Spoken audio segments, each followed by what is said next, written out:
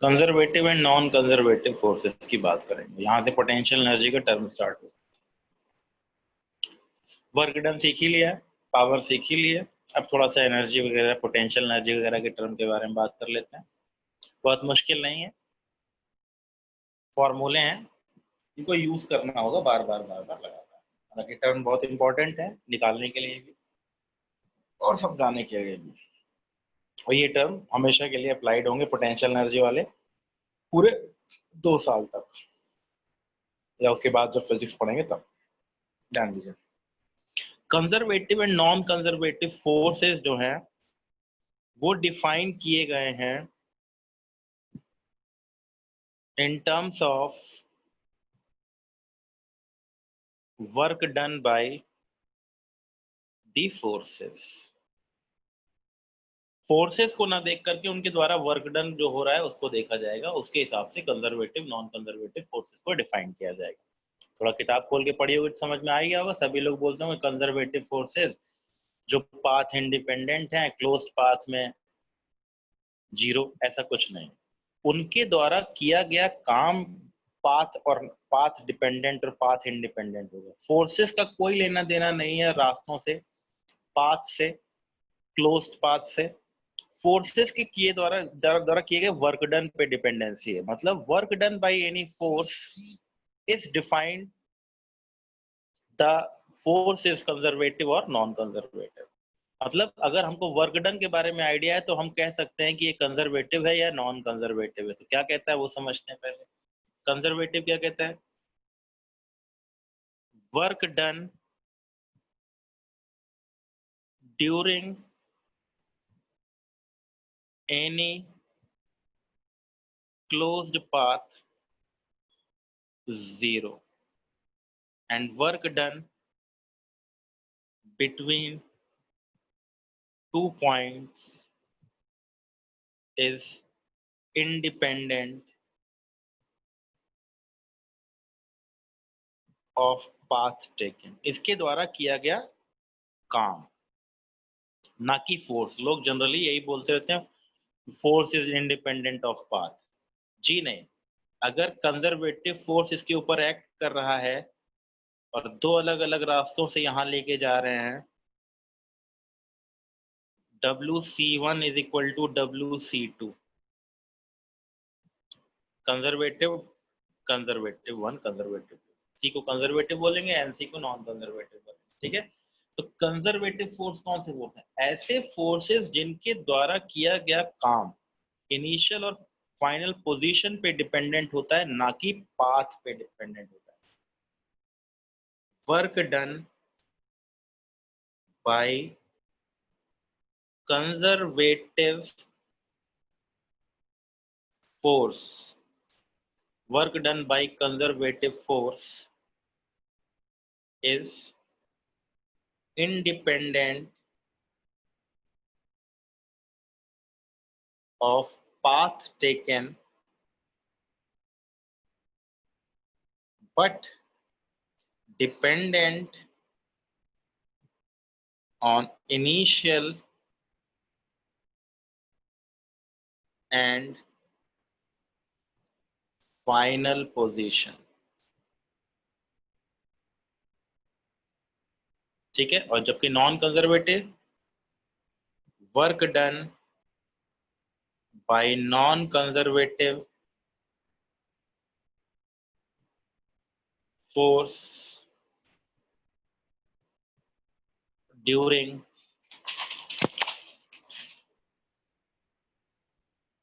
a closed path is not equal to 0 and work done is dependent on path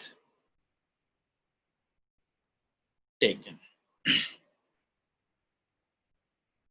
ठीक है, तो अगर इधर से यहां लेके जाते हैं, दो अलग अलग जगहों पे फोर्स लग रहा है इसके ऊपर नॉन कंजर्वेटिव, तो W non conservative 1 is not equal to W non conservative 2। मतलब इस रास्ते से और इस रास्ते से किए गए काम दोनों सेम नहीं होंगे। कंजर्वेटिव होंगे तो उनके द्वारा किया गया काम सेम होगा, नॉन कंजर्वेटिव होंगे तो उनके द्वारा किया गया काम सेम नहीं होगा। देखिए मैं बार बार रिपीट कर रहा हूँ, मैं जब भी किसी बच्चे से पूछता हूँ तो कुछ लोग तो बिल्कुल एकदम उसी माइंड सेट पे चल रहे होते हैं और सीधे छूटते ही बोलते हैं what is a conservative force which is independent of the path and dependent upon initial and final position. Wrong statement.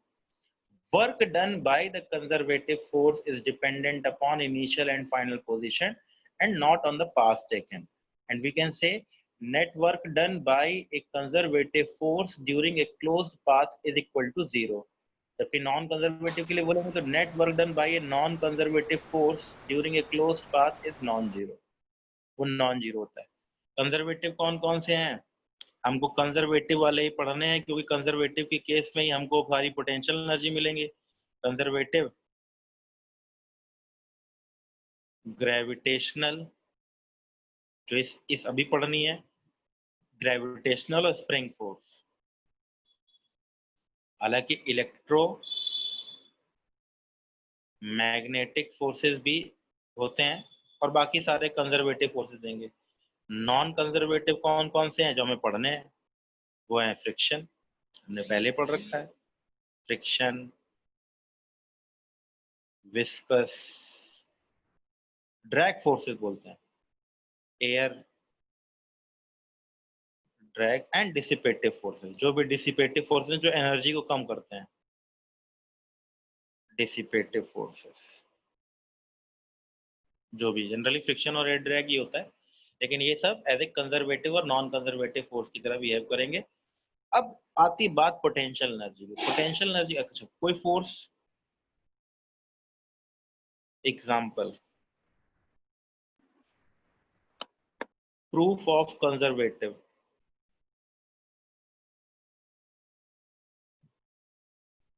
Force, याद रखिए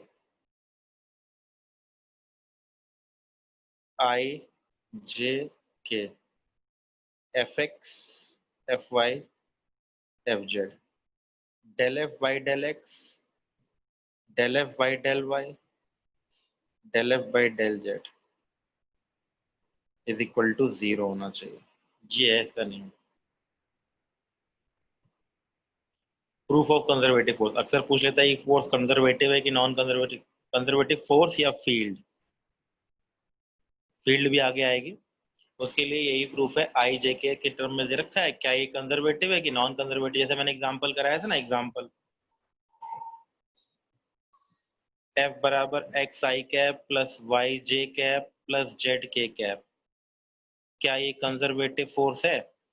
ये पार्शियल डिफरेंशिएशन है। जब भी कभी डेल वर्ड यूज करें इसका मतलब differentiation of F with respect to X taking Y and Z constant, taking y and z is equal to constant।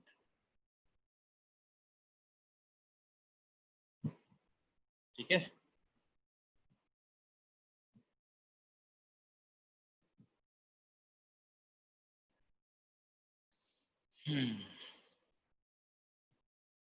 यही है ना। ठीक है, नोट कर लीजिए इसको। वैल्यू वैल्यू पुट करा करके वैल्यू चेक कराएगा कि क्या ये कंजर्वेटिव है। इस केस में चेक करो कंजर्वेटिव है ये, I J K X Y Z one one one.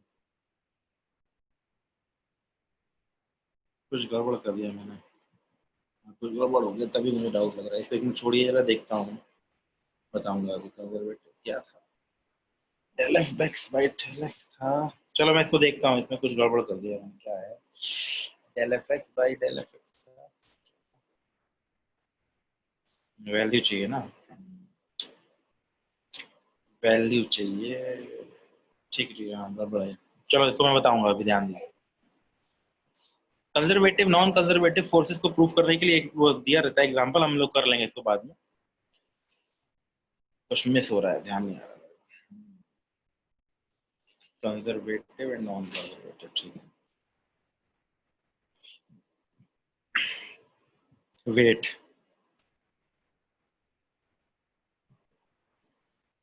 एक बॉडी को नीचे ले गए फिर ऊपर ले आए, वहीं तक, जहां से यहां तक लाने में W1 और यहां से यहां तक ले जाने में W2। W1 बराबर mg, मान लो ये हाइट h है, into h into cos 0, that is plus mgh। W2 weight का काम कर रहा है, mg into h into cos 180 minus mgh। W net is equal to 0। mg conservative है।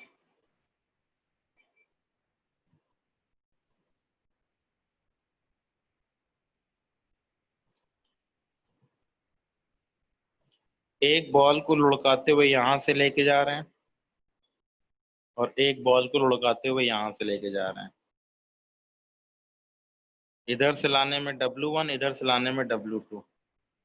W1 बराबर W2, work done bye mg।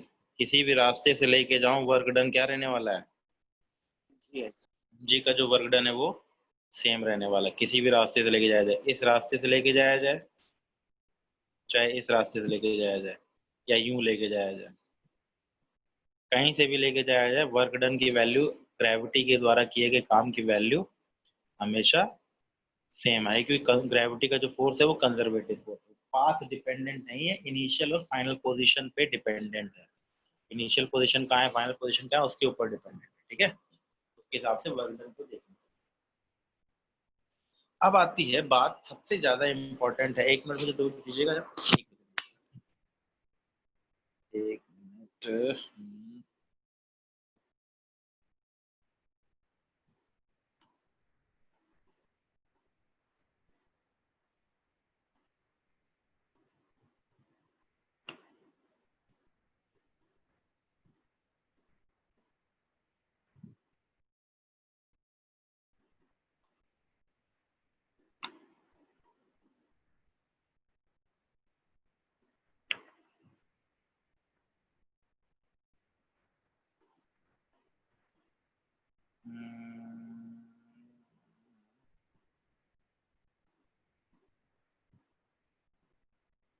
क्या तो फॉर्मूला था,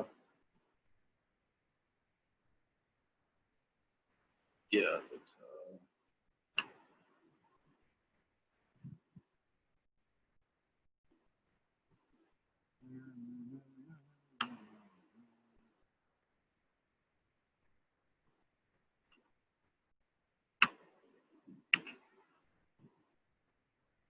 क्या क्या क्या क्या क्या क्या।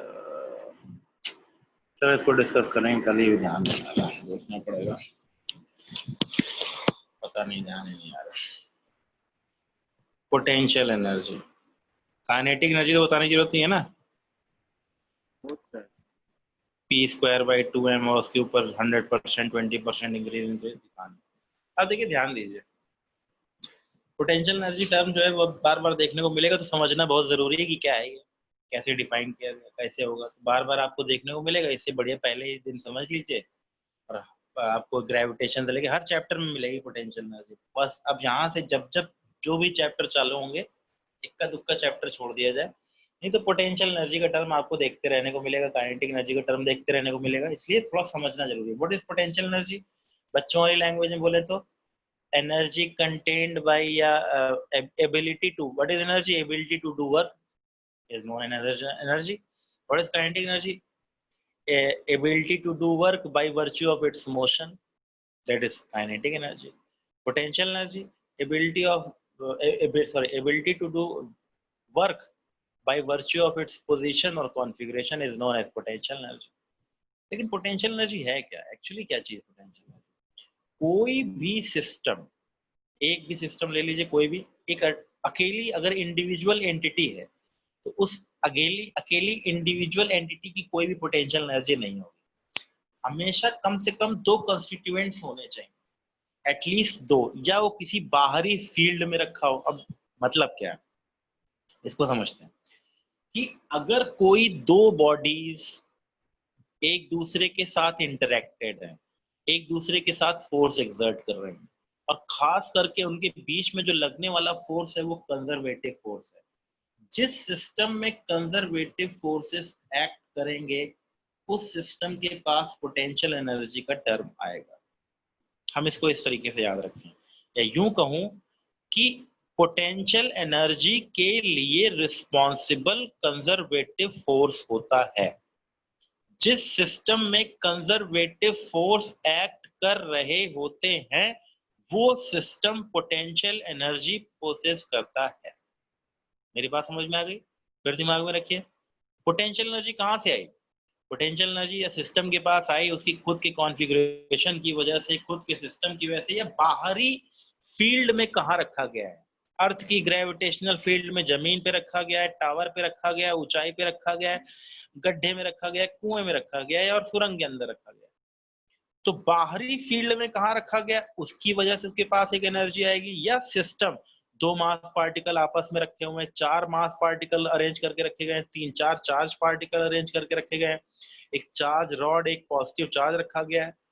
तो सिस्टम के पास खुद के कॉन्फ़िगरेशन की वजह से एक एनर्जी मिलती है।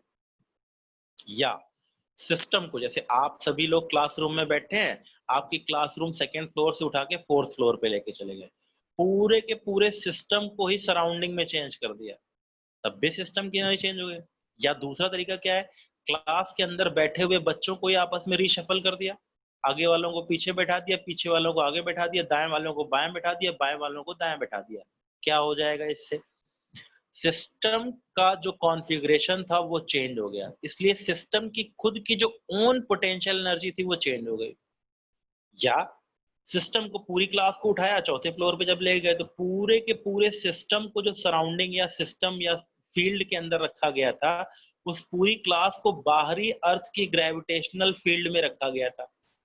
अब उस पूरी की पूरी क्लास को अर्थ की ग्रेविटेशनल फील्ड से हटा के दाएं से बाएं कर दिया, ऊपर से नीचे कर दिया, तब भी हमने क्या चेंज कर दिया? सिस्टम की पोटेंशियल एनर्जी को।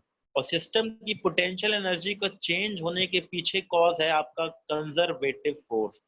जिस सिस्टम पे कंजर्वेटिव फोर्सेस एक्ट करेंगे उस सिस्टम के अंदर पोटेंशियल एनर्जी का टर्म आएगा। ये बात गांठ बांध के बैठा लीजिए। हालांकि हमें बार बार देखने को वही मिलने वाली, बार बार रिपीटेडली दो ही तीन तरह की पोटेंशियल एनर्जी हमको पढ़ते रहनी है। एक अभी फिलहाल के इस चैप्टर में पढ़ने वाले हैं ग्रेविटेशनल, दैट इज mgh, जो कि आगे जाके और ओपन हो जाएगी, दैट इज -gm1m2/r, अर्थ की ग्रेविटेशनल फील्ड, जब ग्रेविटेशनल फील्ड वाले चैप्टर में जाएंगे तब। अभी के लिए बस नियर द अर्थ सरफेस की बात कर रहे हैं, बाद में हम पूरे टेरिटरी सिस्टम की बात करेंगे, जो आपके प्लेनेट के सिस्टम की बात करेंगे, उनकी बात करेंगे, तो उनकी पोटेंशियल एनर्जी को निकालने का फॉर्मूला यही है, लेकिन वो इलेबोरेट होके -gm1m2/r के रूप में कन्वर्ट हो जाता है, जो कि सिंप्लीफाई होकर के अर्थ के नियर बाई पॉइंट के लिए निकल करके आता है mgh, जो आप लोगों ने 9th-10th के लेवल पे पढ़ा हुआ है। अभी हम उसी को यूज करेंगे, लेकिन फिलहाल पोटेंशियल एनर्जी का टर्म अगर आपसे कोई क्वेश्चन पूछे तो पोटेंशियल एनर्जी का टर्म वहां आएगा जहां कंजर्वेटिव फोर्स है। अगर कंजर्वेटिव फोर्स कुछ काम करता है या काम सिस्टम पे होता है, तब सिस्टम की पोटेंशियल एनर्जी चेंज या बढ़े या घटेगी। अब इसको थोड़ा स्टेटमेंट को मेरे अच्छे तरीके से समझ लीजिएगा, मैं लिखवा दूंगा सब कुछ। अब स्टेटमेंट को समझिएगा। सिस्टम का खुद का कंजर्वेटिव फोर्स होता है, इंटरनल कंजर्वेटिव फोर्स होता है।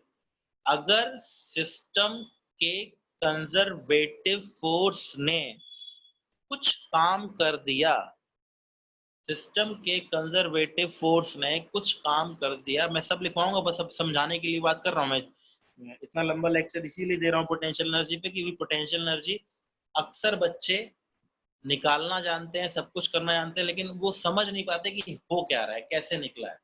फॉर्मूला सबको पता होता है, सब सिंपल बच्चों वाले फॉर्मूला है, लेकिन मीनिंग नहीं मालूम है। तो मीनिंग क्या कहती है? मीनिंग कहती है अगर किसी भी सिस्टम के ऊपर कंजर्वेटिव फोर्सेस एक्ट कर रहे हैं और सिस्टम को अगर डिस्टर्ब कर दिया जाए तो सिस्टम की पोटेंशियल एनर्जी U से U प्लस du चेंज हो जाती है। जिस सिस्टम में कंजर्वेटिव फोर्सेस काम करते हैं वो उस सिस्टम की पोटेंशियल एनर्जी को चेंज कर देते हैं। अगर सिस्टम का कंजर्वेटिव फोर्स तो है ही है, उसके अलावा भी कई सारे फोर्सेस एक्ट कर रहे होंगे, लेकिन हमें देखना केवल कंजर्वेटिव फोर्स पर। समझिएगा मेरी बात को, दो स्टेटमेंट लिख रहा हूं। अगर सिस्टम के कंजर्वेटिव फोर्स ने काम कर दिया तो सिस्टम की पोटेंशियल एनर्जी डिक्रीज कर जाएगी। एग्जांपल देखो, मैं सब लिखवाऊंगा अभी, बस समझने के लिए।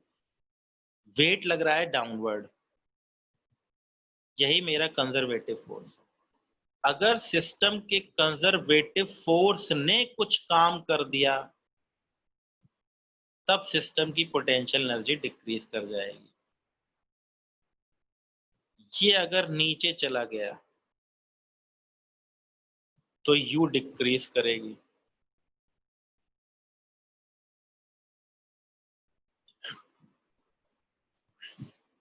ये इसकी नेचुरल लेंथ है।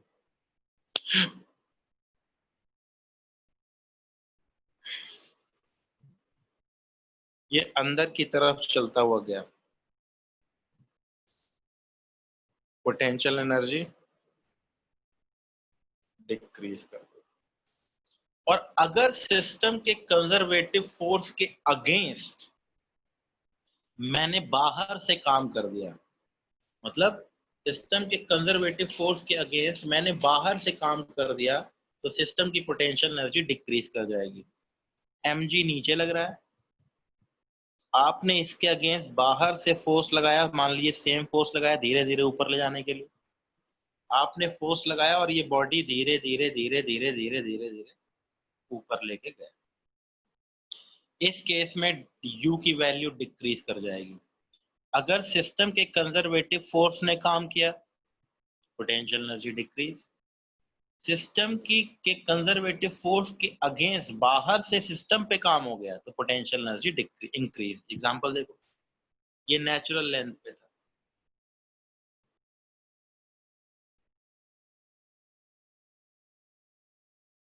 इसको खींचते हुए बाहर लेके गए।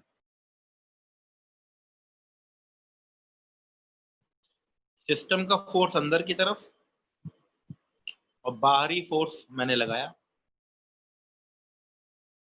सिस्टम के कंजर्वेटिव फोर्स ने अगर काम कर दिया, काम मतलब उसने खुद बेचारे ने काम किया, तब पोटेंशियल एनर्जी डिक्रीज कर गई। और सिस्टम के कंजर्वेटिव फोर्स के अगेंस्ट बाहर से किसी ने इसके ऊपर काम कर दिया तो पोटेंशियल एनर्जी डिक्रीज कर जाएगी। ये है बेसिक वजह पोटेंशियल एनर्जी के चेंज होने की, कंजर्वेटिव फोर्स। जिस सिस्टम में कंजर्वेटिव फोर्सेस एक्ट करते हैं उस सिस्टम में पोटेंशियल एनर्जी चेंज होती है।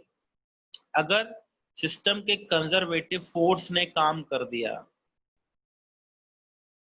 तो पोटेंशियल एनर्जी डिक्रीज। और सिस्टम के कंजर्वेटिव फोर्स के अगेंस्ट बाहर से सिस्टम पे काम हो गया तो पोटेंशियल एनर्जी इंक्रीज। यहीं से यूनिवर्सल डेफिनेशन निकल करके आती है। दुनिया भर के हजारों लोग हजार तरीके की अलग अलग तरीके से एक्सप्लेन करते हैं, लेकिन यही एक डेफिनेशन आपको पोटेंशियल एनर्जी की डेफिनेशन देगी। Change in potential energy. पहले पोटेंशियल एनर्जी की डेफिनेशन लिख लेते हैं, फिर सारी डेफिनेशन निकल जाएगी। अब मैंने हल्का फुल्का आपको आइडिया दे दिया, अब सब कुछ लिखवाया तो समझ में आ जाएगा। एनर्जी, एनर्जी कंटेंट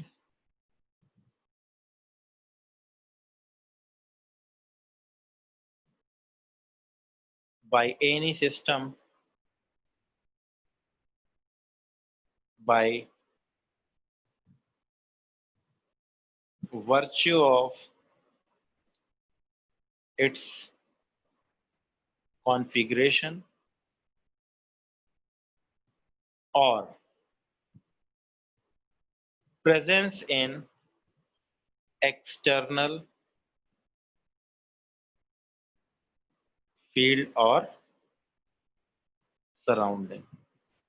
खुद की वजह से और सराउंडिंग में कहाँ रखा गया उसकी वजह से जो एनर्जी इस भाई के पास आने वाली है उस एनर्जी को पोटेंशियल एनर्जी कहा गया। चेंज इन पोटेंशियल एनर्जी, यही डेफिनेशन है।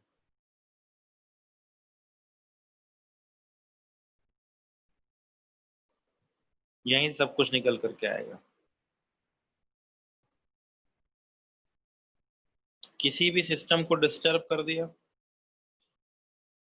मान लिए dr डिस्प्लेसमेंट कर दिया, इसके ऊपर कोई कंजर्वेटिव फोर्स एक्ट कर रहा है, इसकी पोटेंशियल एनर्जी फर्स्ट पोजीशन पे u थी, इस जगह पोटेंशियल u प्लस du थी। चेंज इन पोटेंशियल एनर्जी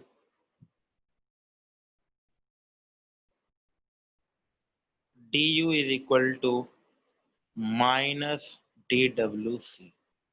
यही है मेन डेफिनेशन, यहीं से सब कुछ निकलेगा, सब कुछ। ये है बेसिक डेफिनेशन। मैथमेटिकली लिखना चाहो तो माइनस FC डॉट dr लिख लो, लेकिन ऐसे मत, सीधे minus dwc is equal to negative of work done by conservative या u2 minus u1 is equal to minus of work done by the, यही डेफिनेशन। यहां से दोनों पॉइंट लिखते हैं। If conservative force do positive work during any change,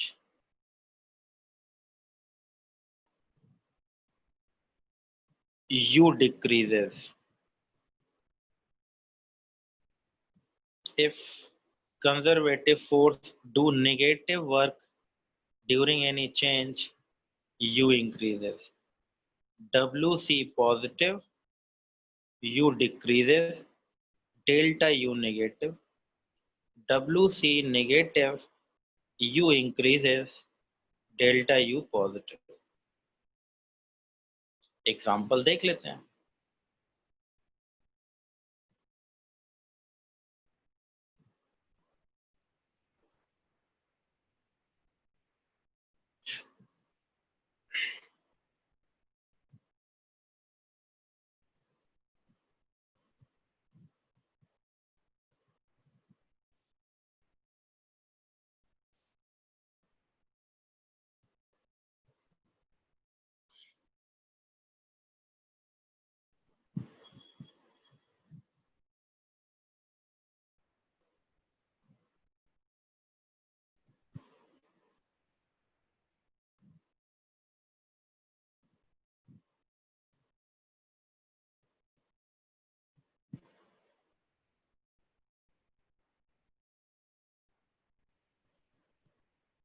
दो cases देखते हैं,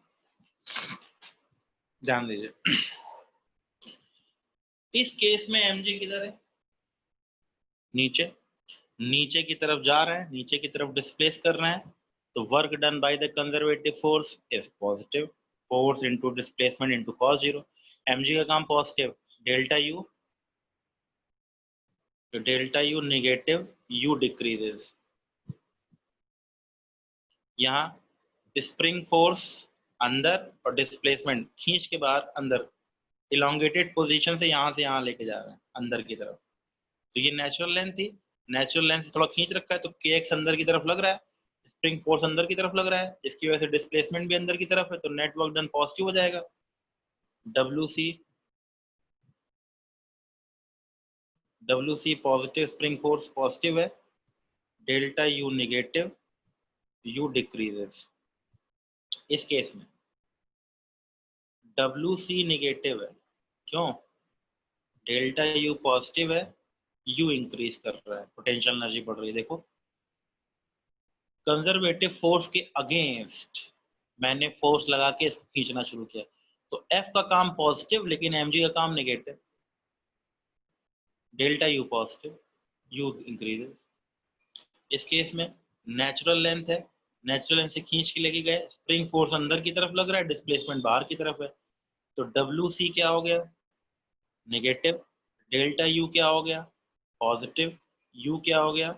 इंक्रीजेस। तो ये बेसिक डेफिनेशन आपको याद रखनी है, delta U is equal to minus of work done by the conservative force. यही आपका मेन मुद्दा है, इसी के ऊपर आपको ध्यान रखना।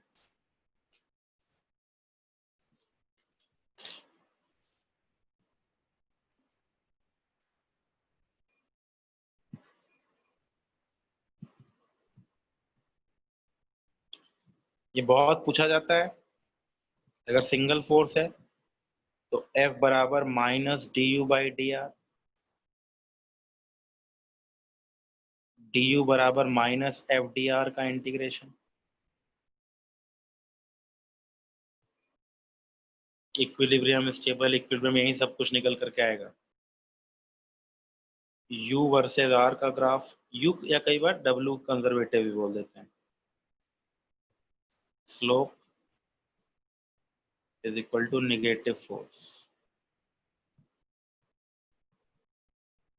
और फोर्स वर्सेस डिस्प्लेसमेंट का हमने बात कर ही रखी है।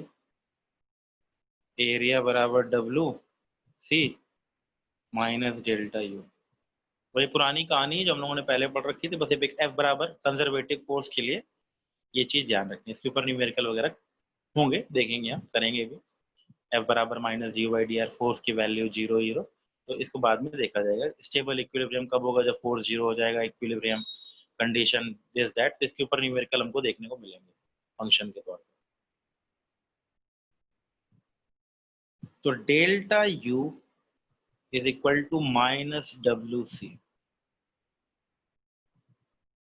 ये मेरी basic definition. At first position u बराबर 0, एट सेकेंड u बराबर, तो u माइनस 0 is equal to minus of W C. u बराबर माइनस डब्ल्यू सी, ये कौन सा काम है? To move from 1 to, generally हम 1 to 2 ले जाने के लिए इतना काम करते हैं। अब वो, और ये फर्स्ट पोजीशन में भी इंफिनिटी या मीन पोजीशन कौन सी है उसके ऊपर डिपेंड है। तो हम पोटेंशियल एनर्जी भी निकालेंगे, लेकिन डिफाइंड है change in potential energy. Change, यही मेन फॉर्मूला है। पोटेंशियल एनर्जी किसी भी चेंज के लिए minus of work done by conservative force.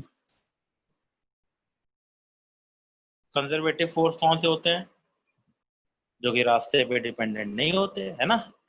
जी नहीं, कंजर्वेटिव फोर्सेस वो होते हैं जिनके द्वारा किया गया काम रास्ते पे डिपेंडेंट नहीं होता। मैंने इसीलिए चीज कई बार मेंशन की, work done by the conservative force is not dependent upon the path but dependent upon the initial and final position. ठीक है, तो एक चीज हमें अभी तक मिली, डेल्टा यू बराबर माइनस डब्ल्यू सी, यही हमारा मुद्दा है।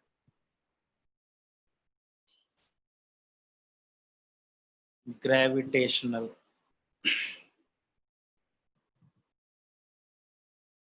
पोटेंशियल एनर्जी,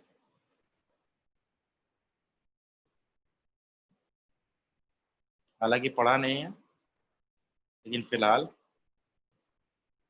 जानते रहना चाहिए। इसी डेफिनेशन से निकल के आया कंजर्वेटिव फोर्स के वर्क डन से, U बराबर minus G M one M two by R. ये हम ग्रेविटेशन वाले चैप्टर में पढ़ेंगे, of two particle.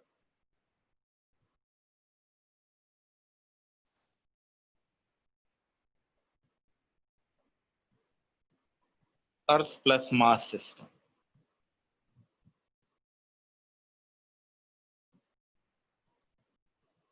mass of earth m by radius of earth।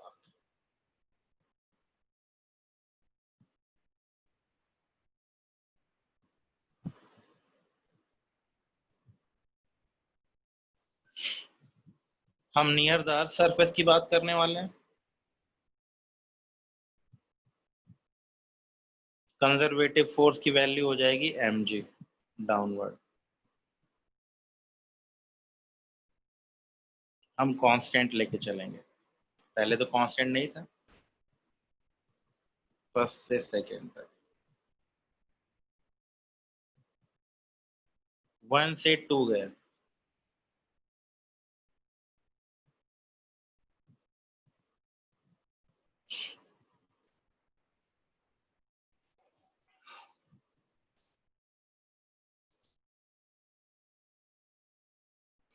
Generally mgh लेके जाते हैं,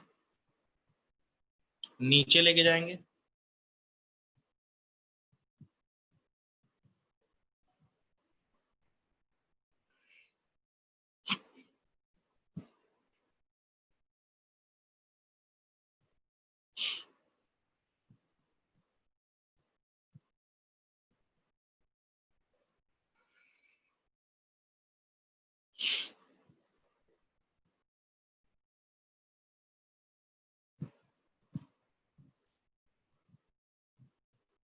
तो लोग जनरली अर्थ की सरफेस पे पोटेंशियल एनर्जी जीरो मान लेते हैं, जो गलत है।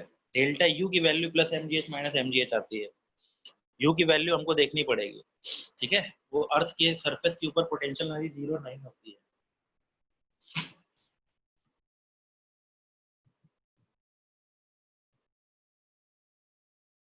जनरली लोग कहते हैं कि earth surface U not equal to zero, U की वैल्यू होती minus G M E M by R E, ठीक है, near the surface, H height पे यू बराबर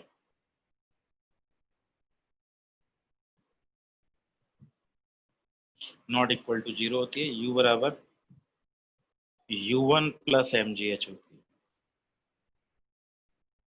ठीक है। तो इसके लिए नियम यही है, नियम यही है, टेक एनी, सॉल्व करने के लिए एक ही नियम चलेगा, horizontal line as reference line u बराबर जीरो। इसके ऊपर, अगर ऊपर है इसके नीचे है, u2 बराबर माइनस mgh2, अगर ये h2 नीचे है, ये h1 ऊपर है, तो u1 बराबर प्लस mgh। कोई भी लाइन जीरो लाइन मान लो, इसके ऊपर है तो प्लस mgh, इसके नीचे है तो माइनस mgh। मतलब अर्थ की ग्रेविटेशनल फील्ड लोग रट लेते हैं जमीन पे पोटेंशियल एनर्जी जीरो, जो कि गलत है। अर्थ की सरफेस पे पोटेंशियल एनर्जी जीरो नहीं होती है, निगेटिव होती है, that is minus G M E M upon R E. तो ये याद रखना है। तो लोग जनरली क्या करते हैं कि अर्थ की सरफेस पे मान लेते हैं u बराबर जीरो और h हाइट पे मान लेते हैं प्लस mgh, जो कि गलत है। यहाँ पर u बराबर जीरो होता नहीं है, हम एज्यूम कर लेते हैं, रेफरेंस लाइन मान लेते हैं। तो हमारा मेन मुद्दा है प्रॉब्लम सॉल्व करने के लिए, प्रॉब्लम सॉल्व करने के लिए एक बेस लाइन को आप रेफरेंस लाइन मान लीजिए, u बराबर जीरो लाइन मान लीजिए, किसी भी एक बेसिक लाइन को। तो u बराबर जीरो लाइन मान लोगे तो इस u बराबर जीरो लाइन से ऊपर हो तो प्लस mgh, नीचे हो तो माइनस mgh। तो u की वैल्यू निकालनी है, तो u की वैल्यू निकालने के लिए क्या करो, कोई भी एक लाइन रेफरेंस लाइन मान लो, अर्थ की ग्रेविटेशनल फील्ड किसी भी जगह पे जीरो मान लो, किसी भी लाइन, क्योंकि हमें बेसिकली डेल्टा यू से हमारा काम है, we work with delta U, हमें डेल्टा यू से काम करना है।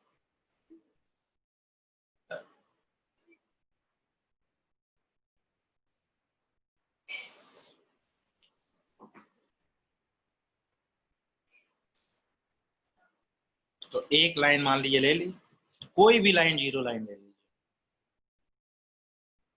यहाँ पर एक बॉक्स रखा हुआ है 2h हाइट, इधर एक ब्लॉक रखा हुआ है m h हाइट पे, इसकी potential energy plus 2m g 2h, इसकी potential energy u minus m G H. Line से ऊपर तो प्लस, लाइन से नीचे तो minus, minus M G H, ऊपर गए तो प्लस एम जी एच, नीचे गए तो माइनस एम जी एच।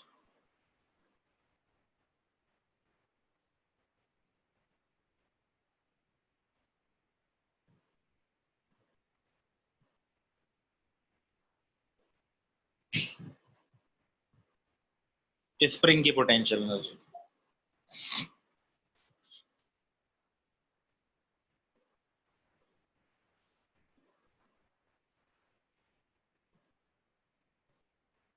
ये इसकी नेचुरल लेंथ है, एक्स खींचा हुआ है, इसको और आगे dx लेके गए। जब भी कभी वेरिएबल फोर्स का वर्क डन निकालते हैं तो डायरेक्ट तो निकालते नहीं है।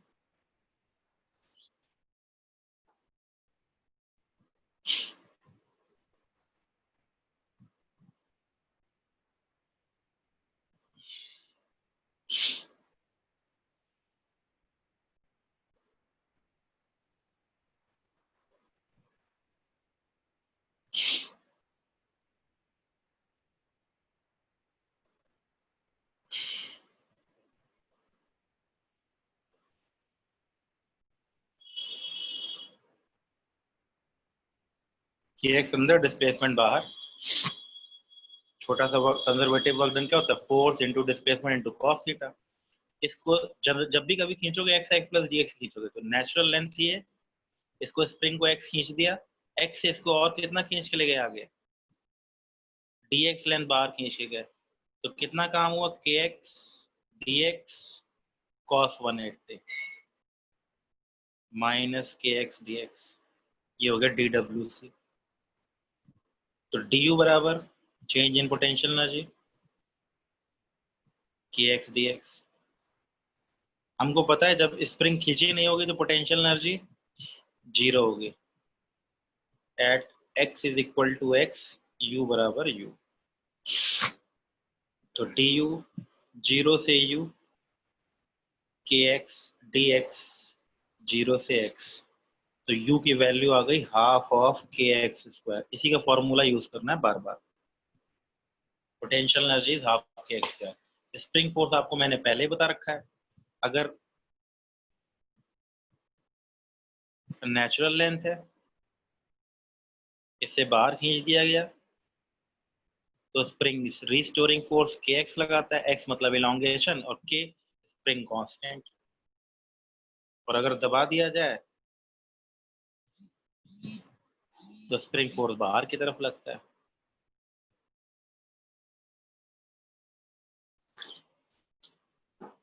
अच्छा, स्प्रिंग अगर खींची हो तो भी पोटेंशियल एनर्जी पॉजिटिव, दबी हो तो भी पोटेंशियल एनर्जी पॉजिटिव।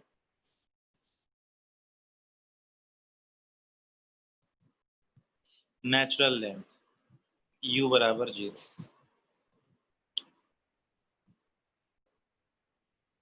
x खींच दिया, u बराबर हाफ ऑफ के एक्स स्क्वायर। के स्प्रिंग कांस्टेंट है, फोर्स पर यूनिट लेंथ। दबा दिया गया हो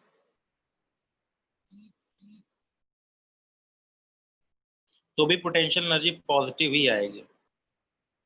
इलोंगेट हो चाहे कंप्रेस हो, पोटेंशियल एनर्जी की वैल्यू हमेशा पॉजिटिव ही आती है। क्यों? दबाऊंगा तो भी बाहर की तरफ, खींचूंगा तो अंदर की तरफ। तो खिंचाव और दबाव दोनों केस में उसके अंदर एनर्जी स्टोर्ड हो जाती है, जिसको यूज किया जाएगा। तो दो तरीके की एनर्जी देखने को मिलेंगे आपको। कौन कौन सी? ग्रेविटेशनल पोटेंशियल एनर्जी और spring potential energy. Spring potential energy मतलब यहाँ से वहां से यहाँ लेके जाएंगे, वर्क डन, फलाना ढिमकाना तमाम। तो हमारे पास मेन मुद्दे दो ही हमें देखने हैं, अर्थ की ग्रेविटेशनल फील्ड और स्प्रिंग की पोटेंशियल, सॉरी, अर्थ की ग्रेविटेशनल पोटेंशियल एनर्जी और स्प्रिंग की पोटेंशियल एनर्जी। इन दोनों को ही हमको बेसिकली बार बार रिपीटेडली यूज करते रहना है इस पूरे चैप्टर में। ग्रेविटी वाला गेम कुछ भी नहीं है। ग्रेविटी वाले गेम में किसी भी एक लाइन को, हॉरिजॉन्टल लाइन को, ग्रेविटी को जीरो पोटेंशियल लाइन मान लीजिए, एज्यूम कर लीजिए। जीरो लाइन एक्चुअली कहीं होती नहीं है, जीरो लाइन इंफिनिटी पे होती है। तो एक्चुअली हम किसी भी पर्टिकुलर हॉरिजॉन्टल लाइन को जीरो लाइन मान लेंगे, इसके ऊपर है तो प्लस mgh, इसके नीचे है तो minus mgh potential energy count कर लेंगे। स्प्रिंग की पोटेंशियल एनर्जी कैलकुलेट करनी है तो स्प्रिंग की पोटेंशियल एनर्जी सिंपली, खींचा हुआ है तो हाफ के एक्स स्क्वायर, दबा हुआ है तो हाफ के एक्स स्क्वायर, नेचुरल लेंथ पे तो potential energy zero. Spring force आपको पता ही है, स्प्रिंग फोर्स क्या होता है। स्प्रिंग फोर्स अगर इसकी नेचुरल लेंथ से इसको खींच दिया जाए या दबा दिया जाए तो force is equal to minus K X. X क्या है? Displacement from natural length. Natural length से जितना डिस्प्लेस किया है, के रीस्टोरिंग फोर्स या स्प्रिंग कांस्टेंट बोलते हैं।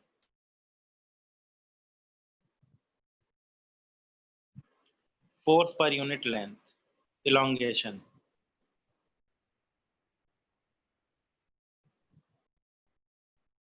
ठीक है, यूनिट न्यूटन पर मीटर, ये बार बार दी रहेगी, इसके लिए ज्यादा परेशान नहीं होना है। स्प्रिंग फोर्स किसके बराबर होता है?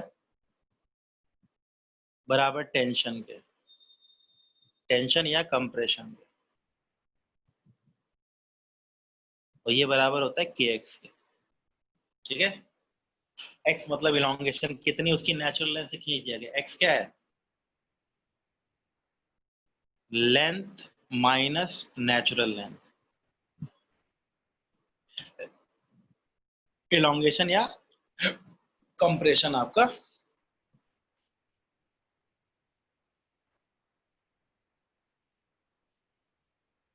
तो आपको ये दो पोटेंशियल एनर्जी देखने को मिलने वाले हैं, स्प्रिंग वाली और इसकी वाली। बहुत सिंपल सी है, एमजीएच और हाफ के एक्स, रटे रटाया गेम है, इन्हीं के ऊपर सारा गेम खेलना है।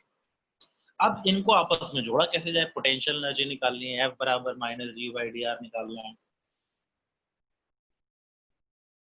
इक्विलिब्रियम पोजीशन बतानी है, ये है। कई जगहों पे इसको यूज करेगा पोटेंशियल एनर्जी वाले टर्म को। कहाँ यूज होगा? सबसे पहले जो सबसे इंपॉर्टेंट और बार बार हर जगह लगातार यूज होने वाली चीज है, जो है वर्क एनर्जी थ्योरम, जो कि हम डिस्कस करेंगे कल। क्या कहता है ये? कहता है कि फर्स्ट कॉन्फ़िगरेशन से उठाते हैं और सेकेंड कॉन्फ़िगरेशन तक लेके जाते हैं किसी भी बॉडी को। ड्यूरिंग दिस चेंज, फर्स्ट से सेकेंड, इस पे कई भाई सारे लोग काम कर रहे हैं। कंजर्वेटिव, नॉन कंजर्वेटिव, अदर या एक्सटर्नल वर्ड यूज कर रहे हैं। Conservative forces, non conservative forces and other forces. ये फोर्सेस क्या बता रहे हैं? ये फोर्सेस बता रहे हैं कि बॉडी के ऊपर कई सारे फोर्सेस एक्ट कर रहे हैं।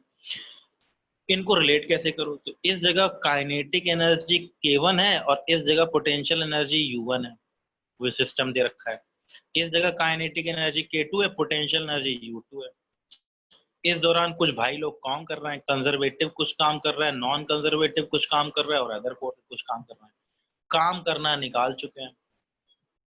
काइनेटिक एनर्जी आपको पता ही है, पोटेंशियल एनर्जी का फॉर्मूला हमने देख लिया, काम निकालना आता है, काइनेटिक एनर्जी मालूम है, पोटेंशियल एनर्जी का फॉर्मूला पता है। अब इसी को आपस में रिलेट करना है इसके बीच में। तो वो ये कहता है कि डेल्टा के इज इक्वल टू, हम कल प्रूफ करेंगे इसको, आज मैं प्रूफ नहीं कर रहा, आज मैं बस बताऊंगा कि किसी भी सिस्टम के लिए जो नेट वर्क डन आएगा किसी भी चेंज के दौरान, वो सब रिफ्लेक्ट होगा चेंज इन काइनेटिक एनर्जी। हो सकता है काइनेटिक एनर्जी बढ़ जाए, हो सकता है काइनेटिक एनर्जी घट जाए, कुल मिला के ये रूल फॉलो करेगा। मतलब सिस्टम की change in kinetic energy is equal to net work done. हो सकता है नेट वर्क डन जीरो, हो सकता है नेट वर्क डन जीरो, लेकिन कंजर्वेटिव का वर्क डन जीरो ना हो, कुछ और हो।